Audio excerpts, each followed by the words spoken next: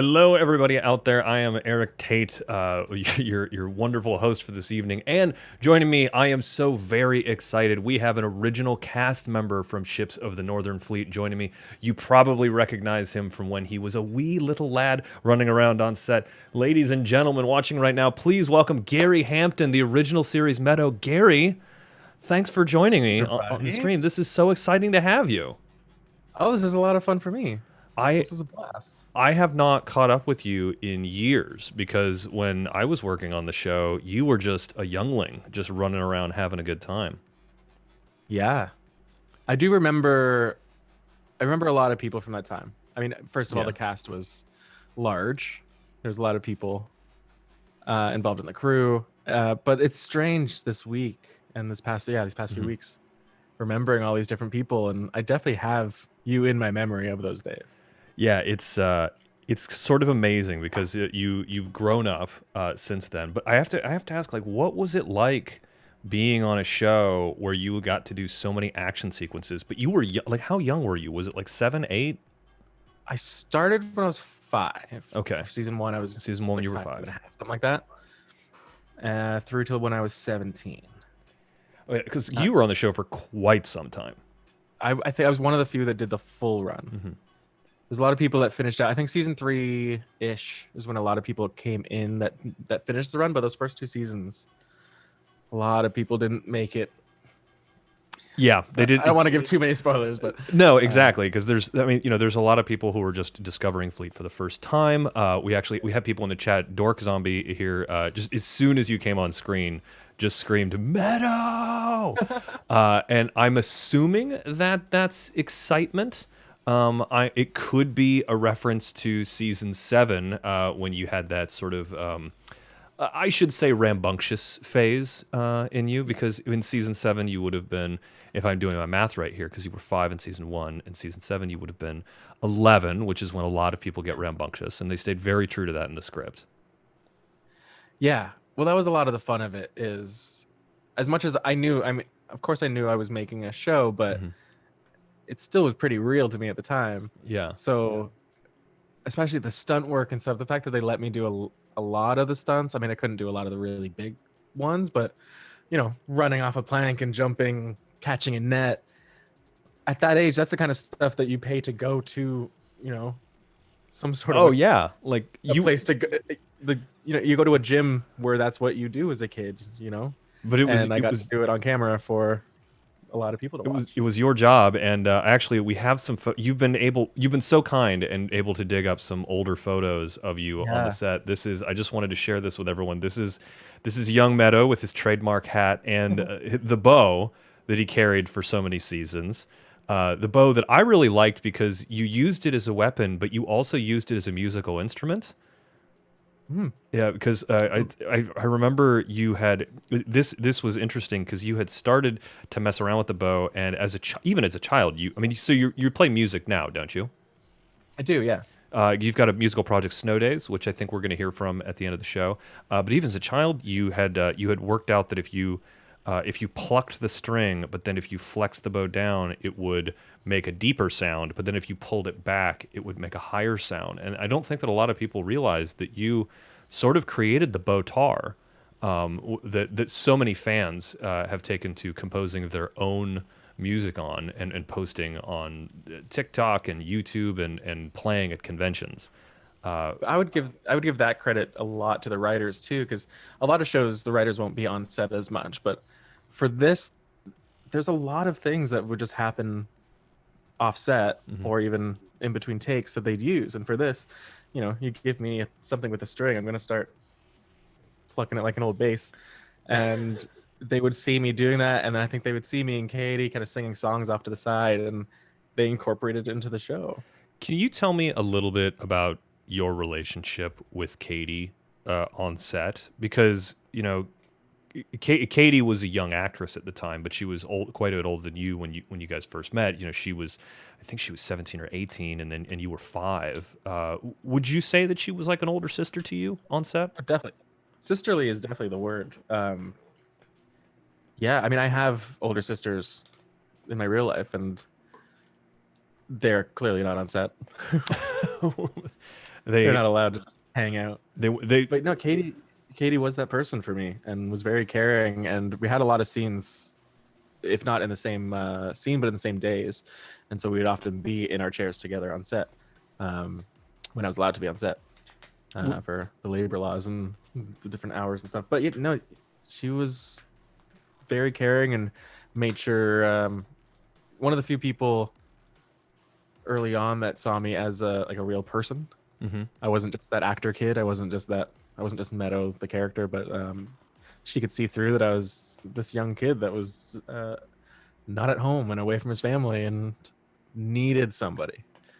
it's So she was, fun. It's fun watching you guys interact now as adults when because you can see as old cast members get together, they sort of fall back into the same sort of tropes and patterns and relationships that they had on set, and you can even see that now when when Katie sort of like wraps you in a headlock and ruffles your hair, even as she's a grown woman and now you are a grown man.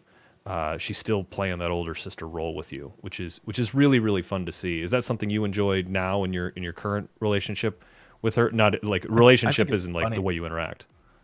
I think it's hilarious because we get into a group chat where I, s- I legitimately am feeling like the younger brother still, hmm and we're in our 30s.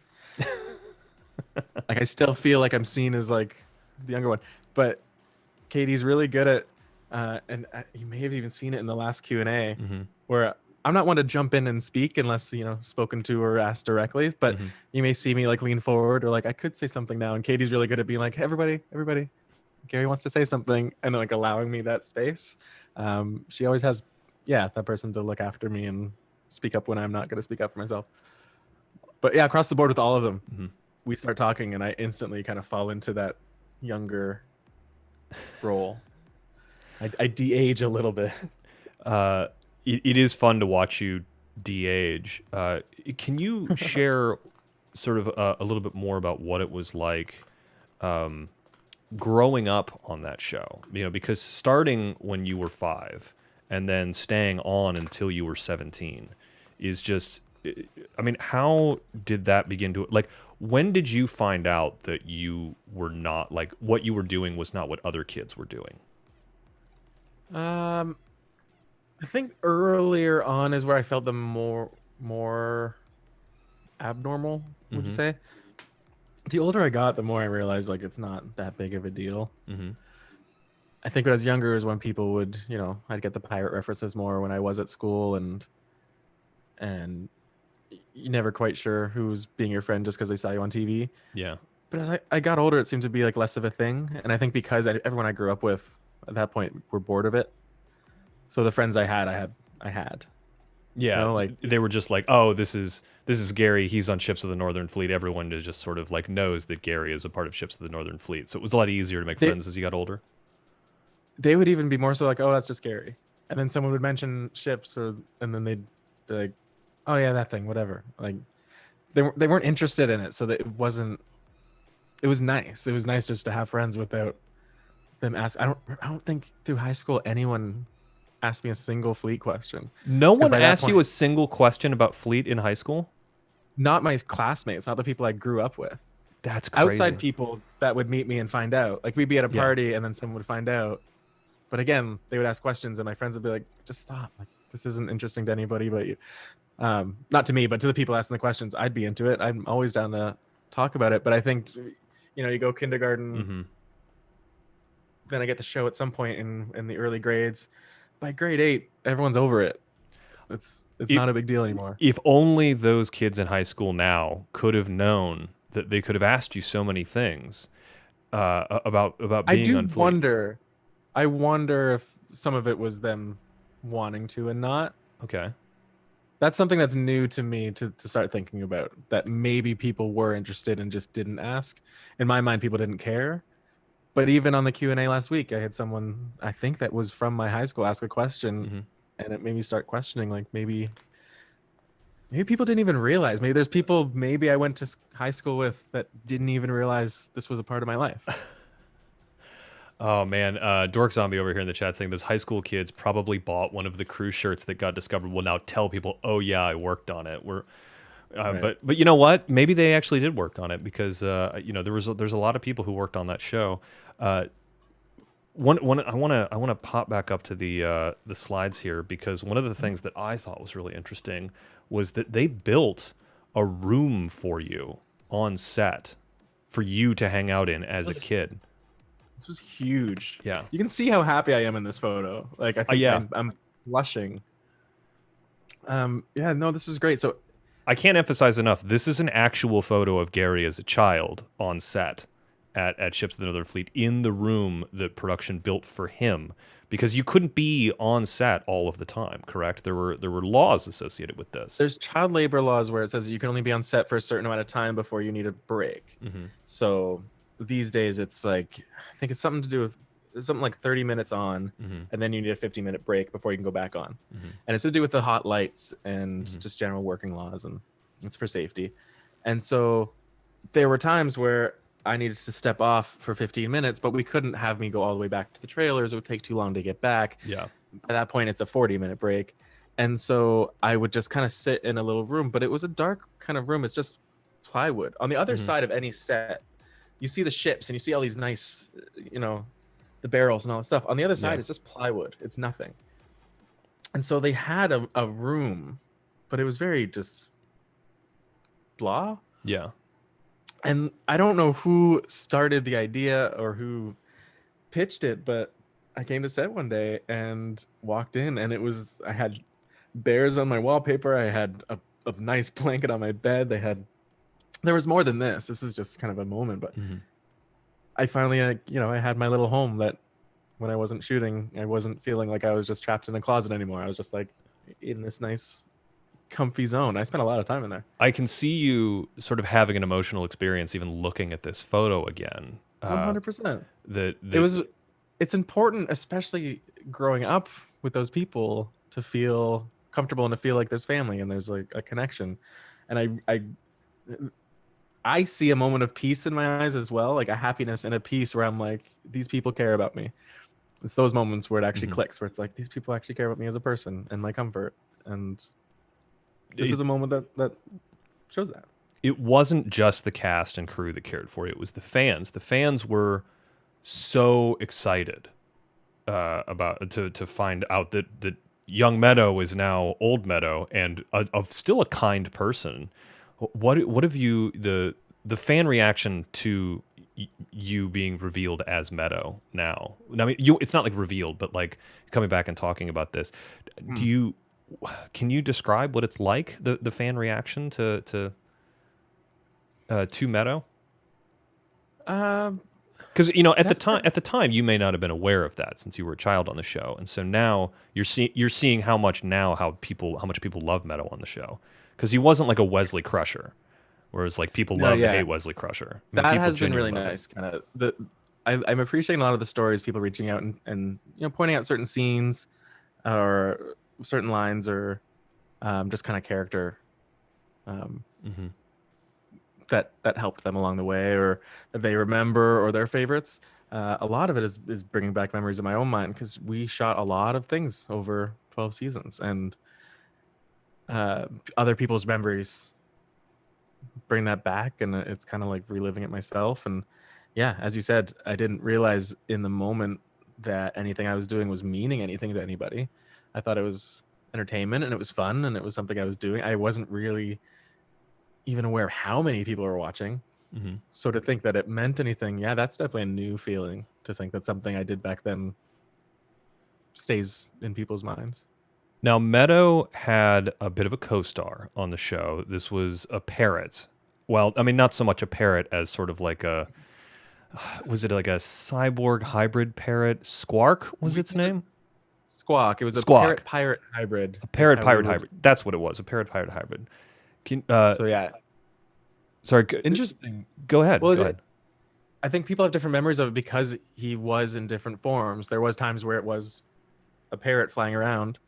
I always equated it similar to a vampire turning into a bat, where it was, this man-sized with a parrot head, but could flash into just a parrot flying around. Yeah, interesting character looking back on it, but at the time it was just my friend Squawk. A man-sized parrot with a man-sized parrot with a bird head. When we were doing like Yeah. the more kind of Sherlock Holmesy episodes, Yeah.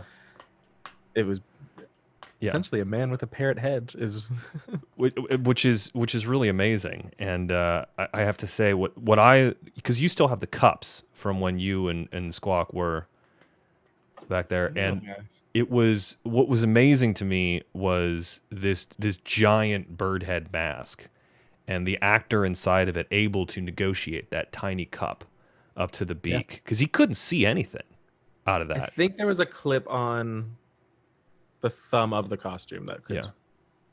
it helped. Yeah, because he had the wings too, the large, like they weren't prosthetic, but they were like sleeves where he Mhm. would put his whole arm into the sleeve, and so he would sort of have this big man-sized parrot, but with like a pirate body, and then he would be talking to you. Well, he would be talking down to you because he was so much taller than Right. you. But Uh, that's something I recently became aware of. I thought everyone realized that pirate or that the parrot flying around with me mhm. when Squawk wasn't around was Squawk. But I'm realizing now as an adult, people didn't clue into that and they just thought he kind of went away. But I think just the human form and the kind of mysteries just people weren't as interested in as the series went on. But that's not to say Squawk disappeared. People always asking where he went. He was always there. Well, He just wasn't. I remember reading the fan theories that people thought that Squawk was a figment of your imagination, but he wasn't. He just didn't Which transform around other people very often. but that's why it kind of held water. I remember reading that too and thinking I question the same thing. It It there are certain fan theories that come from a really solid place of people being a big fan and understanding how the show works. And I think that's one that really I can't disprove it. yeah. You know what I mean? Yeah, I never. Because there's So moments. the writers were very clever with that in trying to play that angle where you definitely knew that it was more than than like an invisible friend because he had such a giant effect on certain storylines. I remember. I think it was season 3, episode 9, where it was actually Squawk that was able to unlock that door, and it was because of his ability to transform that he was able to get out of that cell and then be able to open it from the outside and then transform back in. And but it was never really addressed by the crew. And so they just assumed that you had wiggled through the bars or something like that. But you couldn't have wiggled through those bars. They were way too narrow. But that's exactly it. And watching it, you can see it through both lenses. I think some people have pointed out that the space between the wall and where the cage started, Mm-hmm. I could have wiggled through. Mm-hmm. So it could be a situation where Meadow, as the character, did wiggle through, and then, but that's just his mind Yeah. putting that on someone else so that he wasn't doing the bad thing. Because Meadow was very much about doing what's right. Mm-hmm. So some people have said Squawk was the way that Meadow could trick himself. Because anytime it was a Meadow Squawk time, like Squawk was doing the bad thing, Yeah. breaking out of the cell, stealing the items needed. Mm-hmm. And I really do like that theory that Mhm. Squawk was just around. It was Meadow was doing all those things, but Meadow could then trick himself into thinking, no, I'm a good boy. Yeah, it's almost like it's almost as though the writers tried to create this dynamic where they were giving you an angel and a devil on your shoulder, but never really addressing if it was really Meadow making these like sometimes deep, like deep ethical questions that Meadow was sometimes forced to deal with in this sort of insane time where he is a young boy aboard a Sky Pirates ship. And never really being sure if Squawk was a figment of your imagination or some sort of alien species that had these transformative powers, or even played into the elements of magic that were in the show and some of the religious aspects that the whole God area dealt with, the whole deities dealt with was just really fascinating. To me, what was interesting was how when Squawk was transformed into his man size, that there was no prosthetics to be found. But when Squawk was on your shoulder, Squawk definitely had that eye that we all knew about that, and then you could definitely tell there was a mechanical like action to some of the wings, and you could even see gears coming out. And people have accused us of either A, making a poor animatronic character, or B, you know, showing that Meadow got Squawk from the Cogsfolk, but it was never really explicitly addressed. I don't th- I don't put it beyond Meadow's skills to have built Squawk. I don't either. Now that I think about it, sort of building his own pet. Hmm. And then again, that plays into the whole mind game of Calvin Calvin and Hobbes. Yeah, That's really, I, th- I think that's a really, it just popped in my mind, but that's kind of the example is to everyone else, it's just this little bird, but to Meadow, it's something bigger.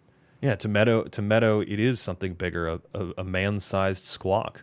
So I But I want also to. think we should mention, like, it's pretty obvious, like, I think Glurp took over a lot of time that Squawk was supposed to have, I think, in the writing process. I think Hmm. they planned for Squawk to have that kind of comedic effect that just didn't ever land. So I think when Glurp started becoming more of a fan favorite, probably also why Squawk was downplayed a little bit. I think it's fair to say that no one really expected Glurp. You don't expect Glurp. Yeah, Glurp just is. no one expects Glurp. So I had an excellent question from Sato Sison. Mm. Did you ever get caught napping when you were at the studio working? Yeah, because there's school time and then there's Hmm. rest time, Hmm. and I think I blurred those lines a little bit. Yeah. Uh, no, and I don't want to say that they ever took advantage of me or like overworked me, but I just like naps. I still do, and you make me a room as nice as the one they did. It Yeah. happened. I don't think I ever missed set though. I think I was always, and I didn't let it interfere. There were definitely people that would sleep on set though. We, without a doubt, takes interrupted because there's snoring coming from between the walls. Oh, I mean, I specifically remember finding Vlad had set up his own hammock, like behind, like there was a hatch that was opened infrequently. It was there for a plot point that kept reoccurring. The way the ship's engines. And the way the ship's engines interacted with the rest of the ship, and how you could We had to actually be have able it to go. come up. Through, yeah. Yeah, and but because that wasn't always there, because we used it in other areas, that that Logan, who played Vlad on the show, had used that to set up his own private nap room. And more than just nap room. Yes, I think that. As a kid, I maybe was a little blind to it, but as an adult, this is so Yeah, many things are starting to make more sense the more Logan tells me stories. yeah, I think everyone should definitely listen to Logan weave a tale, because he has many tales to weave, both figuratively and literally. Yeah. Yeah, Uh, he had, I think, yeah. I'm sometimes surprised that he wasn't fired. I think it's because he was such, like, genuinely, he was a nice guy and a nice person and he was caring. And I think that's why he stuck around. But work ethic wise, um, yeah, let's just say a lot of the Vlad lines that were famously improv weren't because of uh, the want to have improv in the show, no, particular. or the Logan not knowing his lines. I would also say that because Logan was he's such a boisterous man, and he was often sort of found himself hidden in the set because of these naps of his. That occasionally there are key scenes where the I remember, like, you and Katie were having a very emotional moment during the Zorp Continuum, and Logan made a noise that I will leave to Logan to describe. But you and Katie's emotional moment was so nice that the director decided to keep it, and they just had to keep it in because you were able to pick the boom operator was able to pick it up, and so they had to keep it in, and then it was a plot point later on. But it was. Yeah, I mean, so I see you guys in the chat. Logan will be a guest on here. We will be hearing the tales of Vlad, the many tales of Vlad. But that's for another time, because Gary, I wanted to bring this up. As cute as you are here, it's these characters that I think were so. Uh, uh, that's Qual K on the right in the blue, at least on my right. That's Qual K on the right, and which is difficult for me to pronounce, but Just call him K and V on my side. oh, okay, that It makes was my easy way to get around the yeah. pronunciations. I called. K and And B. these were characters. So these were physical characters that you interacted with that were brought in, that were made by the Jim Henson Company, and then brought onto set to interact with you in sort of a like there was a little bit of like lip service being paid to like kids who, were watching the show and wanted more Meadow. But can you describe a little bit how these two characters came into Meadow's life? Yeah, as you can see, they look very similar to what you would have seen on air, but these were versions that they've kind of softened up for me. Mm. The ones that we interacted with on set weren't so plush; they weren't so soft, but they just had, you could see where the eyes would go and where the mouth would be for eyeline. And these were versions that they, I guess, were done with on set. They had new ones, but they plushed it up. They made them soft, and so I could bring them out with me. So this was just me. I think it's just probably just like in the van on the way to set from home. Yeah, And it's I would really, kind of just cuddle them, and it's really interesting how they gave you these to try and get you to establish a closer bond with these characters, sort of it offset. worked. Yeah. Then when I would see the very similar versions on set, that's just my friend. That's K, that's B, and again, the people that made this show are smart to really care what happens offset and bring it onto set and incorporate it. Not just in the way we talked before, but yeah, this is a good opposite example of, if I'm friends with them in Yeah. a plush form, then on the show it would seem more real. There was a question about this from the chat asking if so the chat actually thought that these were figments of your imagination as well, but these were also characters, correct? Or Yeah, so these were, because Meadow would often be helping fix the ship, even though he wasn't necessarily a mechanic. He was just small and knowledgeable and worked Yeah. with the cogspoke. you So could these you could little he could get his hand between gears that like bigger people couldn't, which child labor laws on set, but obviously not in Not in the sky. yeah, not in the sky. There are no laws in the sky. So these would be the creatures As Meadow was fond of saying in later seasons, there are no laws in the sky. Classic old Meadow line. one of my favorites. So yeah, these were little creatures that we would send off into the machines that could shrink down and get into the small parts and find out what was wrong with it, so Meadow could help fix it. I think that's where he was helpful. Yeah, these were almost like more advanced versions of cog hogs, which were good for sort of sending back and forth for tools into cogs and other things like that. But these were almost a sentience, had almost a sentience that seemed like Meadow had imbued into them. It was deeper than programming. It was almost like Meadow was able to give a machine a soul. Well, there was an episode. It was a season 1 episode that kind of one of the Meadow setting up who Meadow was episodes that really got into it, where other people in the ship were trying to use these creatures for years and it wasn't working. But it wasn't until Meadow kind of found the heart to let these creatures know, you are helping and you're a big part of the team, and I appreciate it. It was that appreciation part, which I think was a big part of the show too, to show you can't have a crew following orders if they don't feel involved and loved. And I think that's one of the things that these creatures set up early on with Meadow as a greater thing of the like a greater point of the show would be that principle. I think this is kind of a small example of, we wanted to use these Teamwork and yes and sort of like helping people and making like everyone is better if we all work together.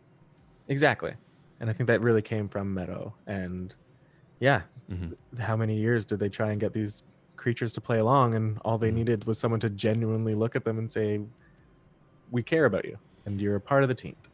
Now, I can understand why Saito Sinison would think that these would be figments of Meadow's imagination, because it's not these specific ones that we're talking about, but there was an episode where I think there was some sort of weed or some sort of I'm not sure if it was a pathogen or exactly what it was, but Meadow had inhaled, and it seemed as though Meadow was hallucinating, and there were very similar creatures to this, one of whom was a figment of Meadow's imagination, and the other was a figment of the creature that of the imagination of the creature that was a figment of Meadow's imagination. It was a very interesting meta type of sort of meta modernity that they were playing with in this idea of a fictional construct also being able to imagine something that then Meadow was able to interact with as well, but that was just for one episode.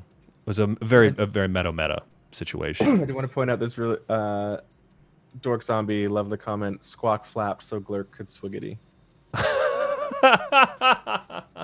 Also, I just wanted to, I think it was Dork Zombie who said his uncle got into a fist fight trying to get you a V-doll for Christmas and you had to settle for an Alf doll. I'm really sorry that happened to you. And you know, I'm not gonna make any guarantees, but I'm gonna have a look around and see if I have any old V-doll merchandise, and if I can dig one up, I will make sure that it gets sent to you as an apology for that awful thing happening to your uncle. But you know, no guarantees on that, so we'll see. I wanted to. I know that we don't have a lot of time with you this evening because you have to be up early tomorrow, and so we're not going to be able to go like too late. And I hope you will be back on the show. But also, we have an announcement because you and I are going to be talking again very soon, aren't we? Yeah, on Saturday, another midday Q&A. I believe, was it noon Eastern? It's noon Eastern. I think we're gonna go from like noon to 2, and there's gonna be more information about that on the Discord, the Ships of the Northern Fleet Discord. If you go in there and check it out, there'll be an announcement soon. But join us. We're gonna have Nickel is gonna be with us. Katie's gonna be with us. Logan's gonna be with us. Patrick's gonna be with us. You'll be with us. I'll be. It'll be a really good time. I heard there's a rumor that someone may have found another script for a table read. This has been the most fun part of this whole journey, is these scripts popping in, and Mr. Nickel is so smart too because he's not giving us any insight, so we don't even know what we're reading on Saturday, but he's excited. And if anyone watched the first one, I'm just excited for more. Yeah, but I think that can be said. There are more scripts that have been found, and we're going to be doing questions and answers. It's the same feeling I had when I was on the show at the beginning, when I was a child. Why can't you give me this info ahead of time? They would often keep me in the dark about plot points and things that were happening in the show, and I would get to set and not know what was happening, and childlike wonder that they wanted to capture of seeing these things and experiencing these things for the first time.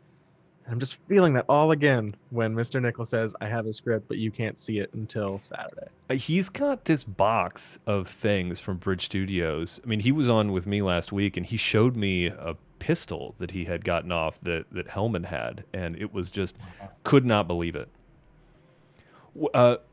Can you maybe, before because we do have some home footage of you that I want to show people, which is really interesting from some behind-the-scenes stuff of you. Maybe you could tell me a little bit about maybe one of your favorite scenes that sticks out in your mind that you really remember from when you were on Fleet. Any of the seasons really works for me, or if there's anyone who has questions in the chat about Gary's time playing young Meadow and then later Meadow, which was interesting because Meadow got. I mean, we all grew up with Meadow. There's definitely an arc. We'll put it that way. I think favorite scene, there's the one that always is special to me to look back on, and I wish we did more like this, was when everyone had the de-aging. I don't know if they called it a serum in the show or not. I called it a serum, but I think in the show they called it something else. Yeah, it was essentially it's definitely a liquid, was what we remember. Yeah. It was put into the beer, the ale. And so Meadow wasn't affected because Meadow wasn't drinking the ale, luckily. But I think at the time when we were shooting that episode, I think I was 9. And they cast 9-year-old actors for everyone else in the cast. Oh, that's amazing. So the rest of the cast had de-aged back to my age. So I was just working on a set with a bunch of kids my age. And that was so much fun, I think, to shoot that and to be around them and to see, I think it was... Chelsea was the name of the girl who played the younger Katie, Oh yeah. and Oh, she Chelsea was was so great. just a blast because you could see Katie, you could see Katie's Annie in Chelsea's Annie, Yeah. and yeah, but Well, that was great. And I think what was extra fun about it for me was there was no like none of them were on set to watch. None of the older actors were on set mhm. to watch those scenes being done, well, purposefully. And so I remember that one lunch break we took and we watched the first cut of those scenes and just seeing all of them enjoying it. And I was the only one that had been there to shoot it. Oh, it's so Uh, funny. yeah, that I wish we did more of the de-aging. Oh yeah, the so Dork Zombie has it right. It was the elixir of age from the potions and Right. portents shop Elixir. of the Necronauts Nautical Night Market, which was Yeah. that episode was a lot of fun to shoot because all of those kids were great, and Chelsea was especially fun because I remember I think they ended up keeping Chelsea around for some flashback scenes that Annie did later on. She ended up being the young Annie. Yeah, and there was Why not? yeah, I mean, obviously, I mean, if she's, if Annie is de-aging into that, obviously we could use the same actress for that. But Mhm. I remembered that she had a really good time sort of tormenting the kid playing Glurp, who was such a trooper, and she would braid his tentacles, Yeah. and actually French braid them across his face and up. So it was almost like an early version of the monkey mustache that you're seeing on people, but instead it was a French braid up and around. Which they had to go with. I mean, the people behind the scenes weren't happy with that. No. But once it was done, they couldn't get it out, and we had to shoot. So they just kind of put it into the story. Yeah. Oh man, it was really wonderful. Winter Fay Queen has a good question here for you. If you were offered to play Meadow again in a possible reboot, would you do it? I mean, we've 100%. we've heard rumors of them setting a new show, not so much a reboot, but sort of like an advance forward with where like you would play Meadow as an adult now. Yeah, I think the setup that I've been pitched recently was the alternate timeline. Annie survives. Annie and Meadow go off on their own ship. Hmm. Of course, Glurp's with them. Of course, a lot of their other favorite characters with them. But it's Yeah. that small ship, so they could kind of do a modern day sitcom show with us a little older on that ship. And I think that'd be great. I'd be fully on board to do it. Yeah. Really, in any form, I think it's great. I also like the idea of me, Meadow, being older, but me, the child on the ship, is now my child. Oh, I love that idea. Like That's come up a few times too. Meadow sort of like being able to mentor Mhm. a young because so many of the other people, we don't know what they were like growing up on a ship. We don't know who taught them or anything that caused severe the we know where a lot of Glurp's problems come from, and we know Yeah. where a lot of Lad's problems come from, but we got to see those problems created with Meadow, and so being able to see Yeah. somebody who's got those problems guide a new one I think it'd be into it. interesting. Did you keep anything else from set? Oh, I do. I have a lot of random things around, but Hmm. I think I showed off a lot. Actually, there was one thing I hadn't show off yet, which I didn't even. I had forgot it came from set. But as I said, I make music. Yeah, Kind of a little music corner. Um, and this, I forgot this was a set prop that was a set prop. because it's fallen out of tune, so I can't play Meadow's theme on it. But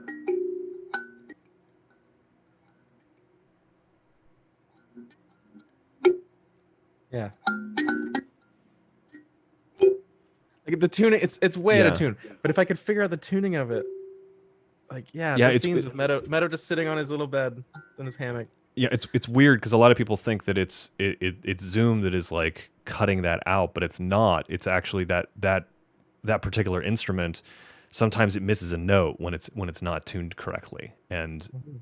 but man, I remember you making such beautiful music with that when you were sky shipwrecked on the because you that was when you met the lizard folks of Exactly. the floating mountain, and that's And actually it's all carved in, which I don't know if you saw it too much in the show, how much it was, yeah, actually carved in. And in the hole, there's a lizard in there. yeah, because I remember it looked like Meadow was doing those carvings of the lizard folks as he saw them. Was that you doing that carving, or was I that had like a were you lot of knife. acting? No, I had a lot of knife training, and they would. Yeah, there's the lion that I whittled. Yeah. That was real. The carvings in this, like I didn't. This was one where I didn't do these exact carvings. They showed me this and said try and do something similar. Okay. But they wanted these final had to be the same as the tattoos, and they had to be the same Okay. as everything else. So this was a little different. Yeah.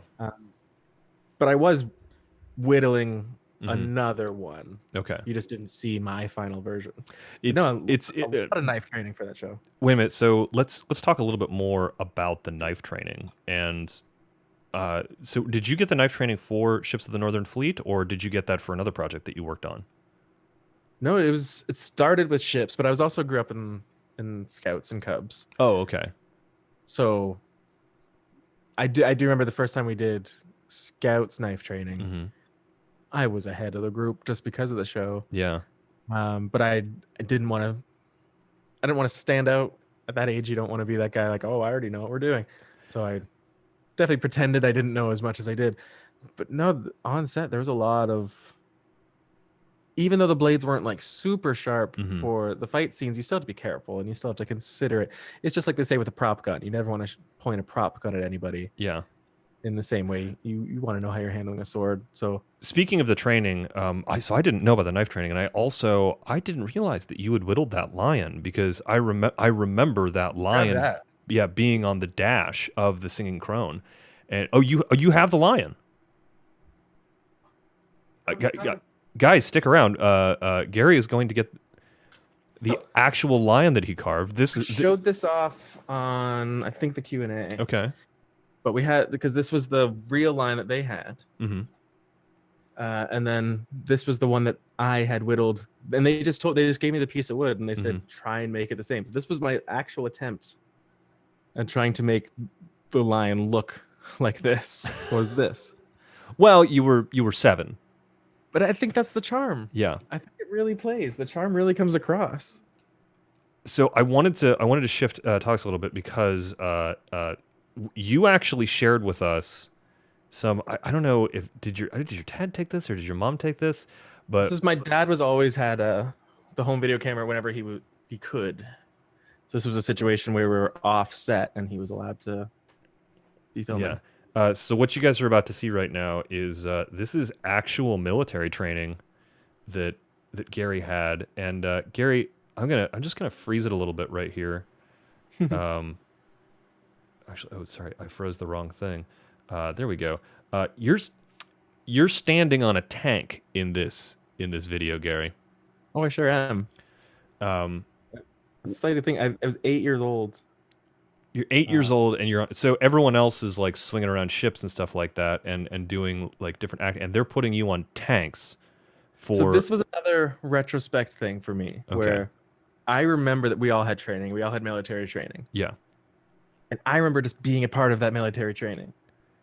And looking back now, I can see that while everyone else was off doing probably like proper military training, they yeah, had me climbing on tanks, uh, which was fun. I had a blast, but I do my memory of this day was a hmm, lot more hands-on. I like my memory of it is that I'm driving that tank. I'm physically driving through a field and shooting cannons off. The footage says it's still fun. yeah. I mean, I'm not quite. I kind of wonder if you're mixing some memories here because you are very clearly on this tank. This tank is also very clearly like maybe they wouldn't let your dad take photos of this. I mean, I remember Meadow being pretty pivotal in a couple of the scenes in the Battle of the Blue Mast, I and definitely drove some of like the go-kart. Um, they had like go-kart versions of these, yeah, but I don't think they let me drive a a legit. legit tank. No, yeah, I don't Yeah. think they would. But I love you can still see like how acrobatic you were as a kid, just like leaping off that tank. Spider jump. Yeah, that spider jump was great. This here, you're playing around like it's so wild to me that they're letting you play around in a tracked rig because those doors are open. Like you could get in there and just like declutch stuff. This is interesting because this is the fire truck. that they Yeah. kept on set for when they did some of the live fire exercises. Which Live, where quote was that unquote. fire truck during the donut truck incident? I've By the no way. idea. Yeah. Yeah. So here you are. This is This was the stuff. This is the stuff I remember okay. of legit training. Yeah. So you're This is here. They're making throwing. you run, Yeah. but they're making. But so did they? How many times did they make you do this? Because you're not running with the helmet on, and I know they wouldn't. That you're supposed to have the helmet on when you perform this exercise. I kept forgetting that it was a helmet, and I was considering it more like Meadow's hat, which I would often take off to run with. Which started out just because it would fly off, but then it Yeah. became more of a character trait that when Meadow's running, he's holding his hat.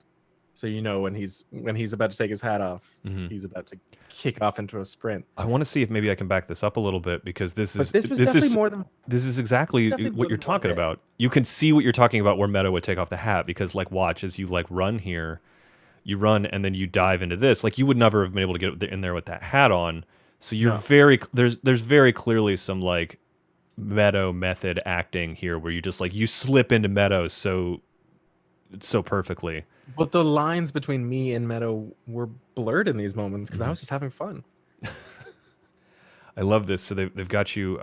Now you're putting the hat back. I can see, and you're. So let's. It's probably them telling me to put it on. Well, because I'm not running anymore, right? I went down to the slower walk, Yeah. and so it goes back on. I'm sure if I go into a sprint again, I'll throw it. I'll take it back off. Was this ropes course training very helpful for you as a kid when you were? Up in the masts. Yeah. So helpful. I mean, you only see a little bit here, but they would have a lot of this training just off the ground, so that when we were 20 feet off the ground, it didn't seem as scary. Yeah. 20. They had you 20 feet in the air. 20 feet, I think, was the highest we were allowed to. Oh man. Definitely strapped in and roped in. Yeah. But yeah, if you know you can walk on a rope when it's a foot from the ground, it's a little less daunting when you're 20 feet up. That's amazing. But again, I was a kid. Yeah. I was not as afraid. Like it was fun. I wasn't afraid of these heights. I wasn't afraid of this Yeah. adventure. Looking back on it is when you start thinking What did That was I do? Yeah.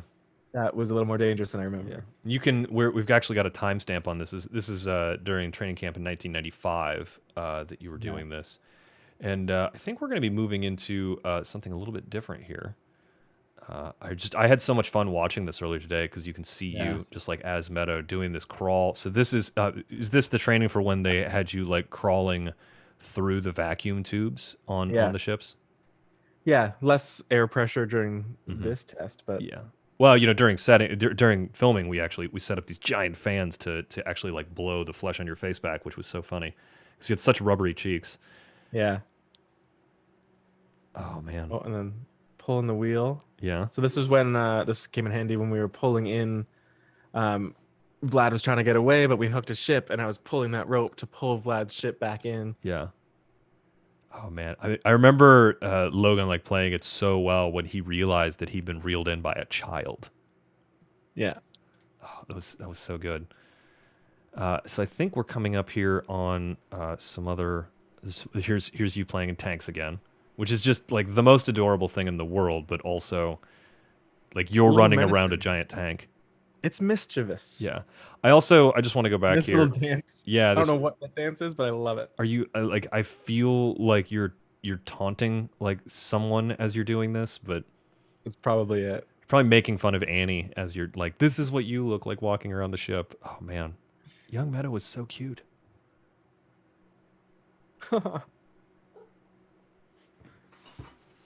This was a great day. I remember this day very well. This is interestingly enough, that's you in that parachute, isn't it? Yeah, which was one of probably the best. I would say the best moment of this training. What is it like skydiving as a 9-year-old, Gary?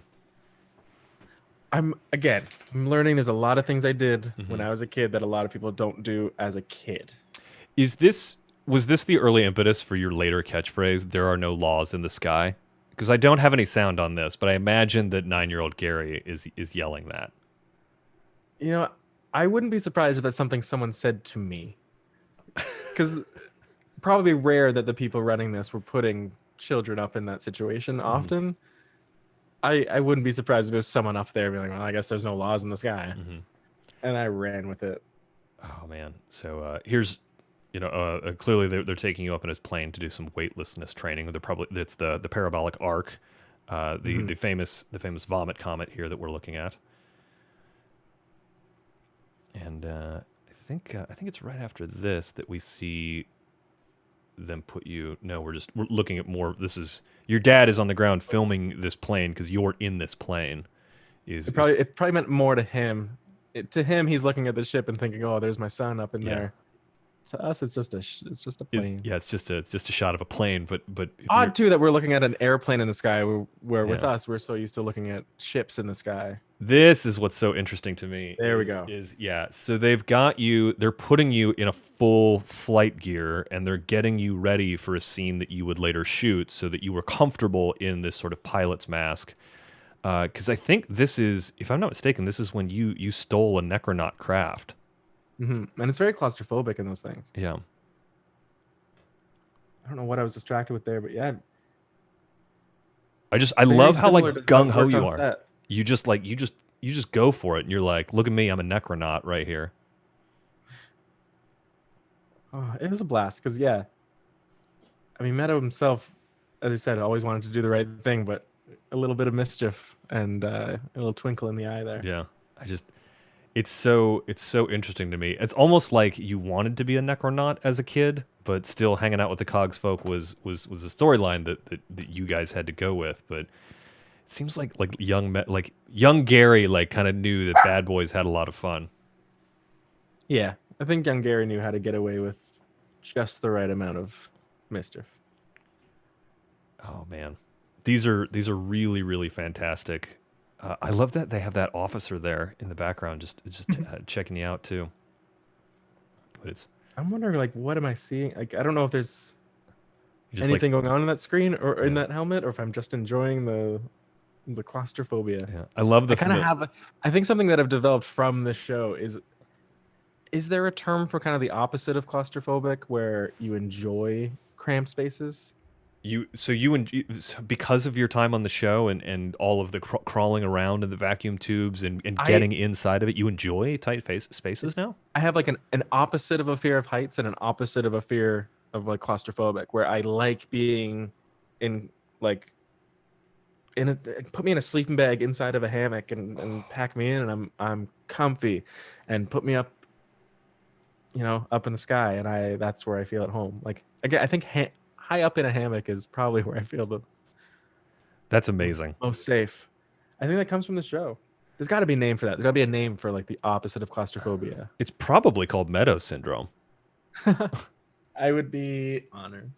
Well, Gary, I've enjoyed talking to you. I know that you've got a deadline that you've got to get to, but before we go, where can people find out more about you? And then I've got a special treat that we're going to leave on.